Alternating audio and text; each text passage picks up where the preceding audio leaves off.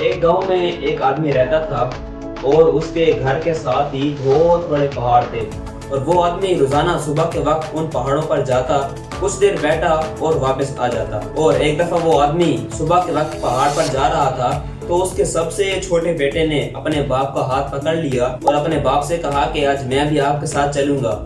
تو باپ نے بہت روکا اور بہت سمجھایا کہ راستہ بڑا لمبا، بڑا طویل اور بڑا مشکل ہے، تم اس میں سفر نہیں کر سکو گے۔ لیکن بیٹے کی مسلسل ضد کے باوجود باپ نے اپنے بیٹے کو ساتھ لے جانا ہی پسند کیا۔ تو بیٹے نے اپنے باپ کا ہاتھ مضبوطی سے پکڑ لیا اور وہ دونوں پہاڑ کی طرف چل دیے۔ تو اس پہاڑ پر جانے کے لیے جو چھوٹا راستہ تھا اس پر وہ دونوں باپ بیٹا جا رہے تھے تو راستے میں ایک بہت بڑا پتھر آ گیا۔ باپ وہ تو روزانہ اس راستے سے گزر جاتا تھا، وہ تو اس پتھر کے سائڈ سے گزر گیا، لیکن بیٹا جو اس راستے پر نیا تھا اس کا گھٹنا اچانک اس پتھر سے ٹکرا گیا اور اس کی ایک چیخ ان بلند و بالا پہاڑوں میں اور اس وادی میں گونجنے لگی۔ تو اس بیٹے کو اس گونجتی آواز سے بہت غصہ آیا اور اس نے بلند آواز سے کہا کہ کون ہو تم؟ تو یہ جملے بھی ان پہاڑوں میں گونجنے لگے۔ جب یہ گونج اس بیٹے کے کانوں میں پڑی تو اس نے پھر کہا کہ تم ہو کون؟ میں تمہیں چھوڑوں گا نہیں۔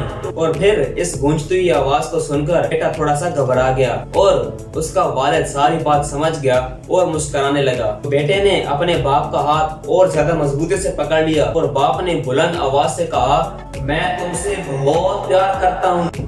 اور والد کے یہ جملے ان پہاڑوں کی گونج میں گونجنے لگے اور اس وادی میں گونجنے لگے، جس سے اس جملے کہ میں تم سے بہت پیار کرتا ہوں ان میں اور زیادہ گونج پیدا ہو گئی۔ اور بیٹے کو یہ سب دیکھ کر بہت حیرانی ہوئی کہ یہ سب ہو کیا رہا ہے، کہ جو میرا مذاق اڑا رہا ہے وہ میرے باپ کو بول رہا ہے کہ میں تم سے بہت پیار کرتا ہوں۔ تو ان آوازوں کے پکارنے کے بعد باپ مسکرایا اور بیٹا بھی مسکرایا۔